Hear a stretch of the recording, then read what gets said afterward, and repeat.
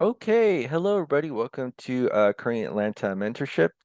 And in this video, we're going to review purchasing a car using Velocity Banking. And this is actually a little bit more complicated than you would think because there's more considerations. But if you've never heard of Velocity Banking and you want a great foundation, go ahead and click the Velocity Banking 101 and 102 video down below. Come back here to continue your study. So in this video, we're going to talk about purchasing a car, right? So I'm at the Toyota of Atlanta website. And I see that for a new 2023 Toyota Corolla, the cost is about 24 grand, right? 24 grand. And they say that the price, please call, right? So I think, props to the marketing department because I think this is their way of getting you in the dealership, saying, hey, this may or may not be the price, but give us a call anyways. And then you'll probably talk to a salesman and they'll want you to come in and try out the car, fall in love with the car buying process, and then you'll go ahead and buy it. So when we do buy it, right? So first thing I want to consider is how much interest, if we do get a loan, how much interest we're going to pay. So we have an amortization calculator right here from calculator.net. So the loan amount is about $25,000 for a 5-year loan at a 6% interest rate. And again, I've actually seen like 2-3% interest advertised on I think it was the Toyota website. So this could be off, and if it's off, then it'll probably change a lot of the calculations. But let's just assume for now it's 6%.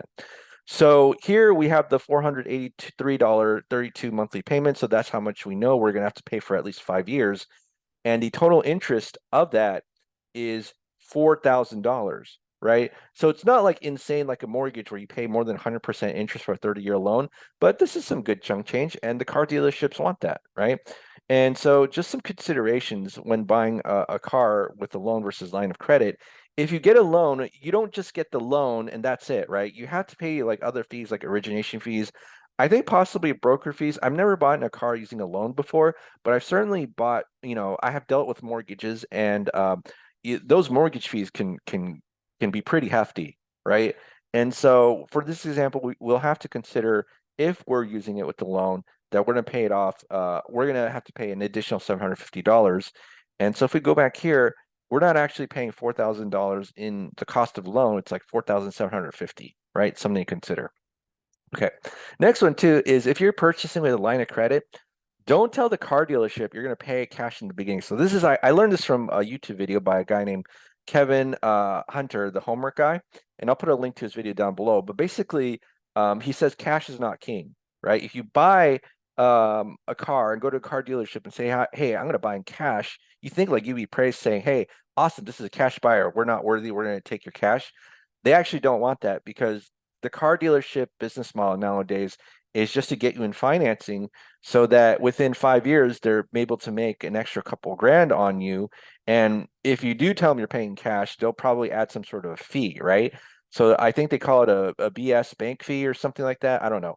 But basically, they just add an additional fee for telling you paying cash. So the trick is you tell them, hey, I want to buy a car and just pretend you're going to get a loan. And at the very end, just say you're going to buy in cash. And then if you are not, if the car dealership doesn't budge, then apparently you're just supposed to walk away, right? So possibly you can save $750 by using a line of credit to purchase their car. So here we have our velocity banking calculator or spreadsheet. So I always say there's 2 steps in figuring out what to do with velocity banking. So first thing is always the spreadsheet, right? So a spreadsheet right here, we're going to always do 3 things: calculate the paycheck, the expenses, and then figure out our savings from that. So let me just kind of do this here. We'll just put $1,000 in rent. Other food, gas, it's going to cost us about $1,000. And for this example, let's just assume that $483.32 is the amount that we're going to pay. Well, I mean, it is that we already showed that it's the amount that we're going to pay each month for the car loan. And we're only going to have this as our loan, right? No other loans, no other debt. Normally, if we do have other debt, we list it as every single line item because every debt that we have is eating into our cash flow. So the strategy is let's see what we can take out from our loans or debts so that we can free up cash flow. But it's a little bit different here if this is our only loan. So here, let's go ahead and sum up these expenses. Sum up what be B7 to B9. Okay. And we see that the expense is about 2483.32. And then let's just calculate the savings. that we'll have. So B2 minus B3. So this will be $2,500 in savings. And we just say it's, oh, zero cash flow because we're not meant to really touch the savings. But again, you can, if you want to, you could just put the savings in the loan here, pay it directly or overpay it, and that'll be good. That'll be really good because you save a lot of money. Now, here's the thing. When it comes to paying off your loan using your savings, just remember that you kind of lose your liquidity. And if you don't have like a backup, like a credit card, then you can kind of get yourself into hot water. And if you do get a credit card and you overpay the loan with the savings, you can't get what you got back. So now you're charging into credit card. You're going to run into another problem, which we call segregation of income, which we explain in another video, where all these debts that you have are eating up into your cash flow. And because you added another debt and you're not using that line of credit as your main operating account, it's probably unlikely that you're going to pay it off and then just keep, based on like psychological behavior, just keep using your savings to pay off the loan. And I say this because I just recently talked to a six-figure earner who told me he was paycheck to paycheck. Talked to him yesterday. So I think I can really help him out, but I'm just giving you examples of what happens that if you overpay loans and then use credit cards as a backup. But you can certainly do that and you'll save money. Okay, so now we're here and we're going to use the velocity banking method to outright purchase the car, right? So still $5,000 in savings, right? Now, if we purchase the car, there's obviously going to be no car loan. So this is going to be zero. $1,000 here, $1,000 there, right? And then what happens is that we move this, what would essentially be the car purchase price, to our line of credit instead. Okay. And so now this essentially becomes $2,000, and our cash flow, or savings, because we're not going to have any, is zero. And then this will be $3,000. Okay. So now let's go ahead and just kind of estimate what would happen here. So let's go ahead and do this. So equals H2 minus our cash flow. So basically what's happening is that when we do velocity banking, we put our entire paycheck into the line of credit, right? And I kind of forgot to explain what a line of credit was, but basically it's a tool, financial tool, where you can borrow money, pay it back, and then borrow it over and over again, right? So a credit card is a line of credit. So this, imagine it's like we got a big credit card, kind of like that, but not like that. But imagine you have a big credit card, you charge 25 the grand for a car, and then you put your entire paycheck here and then take out your expenses accordingly, right? And so by the next month, the balance is going to be around, 22,000. And these are all approximations. Zero. Okay. And let's see how long it takes us to pay off this loan. So about 8 months, right? 8 or 9 months, we'll just give or take, but it's certainly less than a year. And if we want to calculate the interest of how much we paid using the line of credit, we can just do this.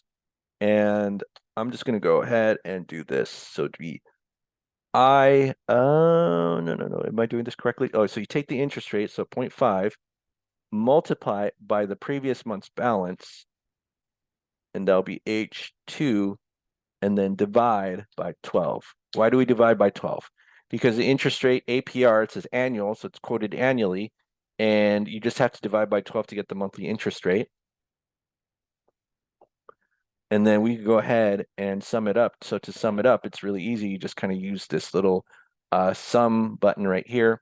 So we're paying about $1,400 in interest. Now, I know I want to make this. I want to clarify that this is actually a little bit inaccurate because this is calculated by the average daily balance, and so the interest that you pay is going to be a little bit less because if you put your entire paycheck in, that's going to be lower than 25,000 automatically, right? And then it just goes down, down, down, down, down. So again, this is probably going to be off by a little bit, but not that much.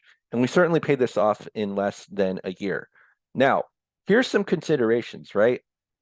If you do decide to get a loan and use a line of credit, or even overpay with savings, the amount of interest that you would pay is certainly going to be less than this. So if you go here, I have a velocity banking calculator right here.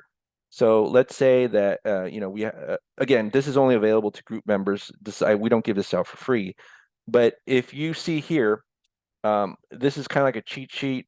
And then once we put in our numbers, it tells us exactly what's going to happen. And the reason why I never really tend to show this is because I want you to get the idea first, even though the calculations may be a little bit inaccurate, versus me just showing this like this whole spreadsheet and then me like I don't like looking at this just because I'm a little overwhelmed.